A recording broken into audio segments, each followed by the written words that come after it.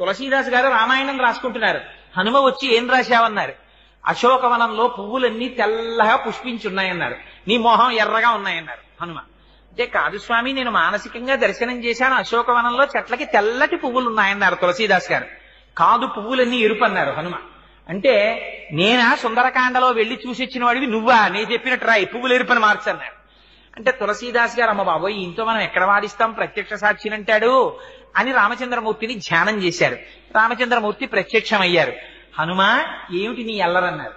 స్వామి అశోకవనంలో పువ్వులు తెల్లగా ఉన్నాయని రామాయణం రాస్తున్నాడు తులసీదాసు, నేను చూసినప్పుడు ఎర్రగా ఉన్నాయి పువ్వులన్నీ అన్నారు.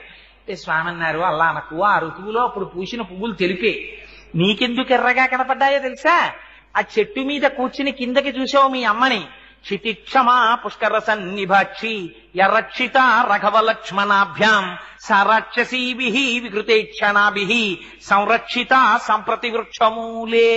మా అయ్య రామచంద్రమూర్తి భార్య రాక్షసల కాంతల చేత పరివేష్టింపబడి ఒక చెట్టు కింద ఒక్క పట్టుబట్ట కట్టుకుని ఇలా ఉండిపోవడమా 10 నెలల నుంచి అని కోపంతో చూశావు.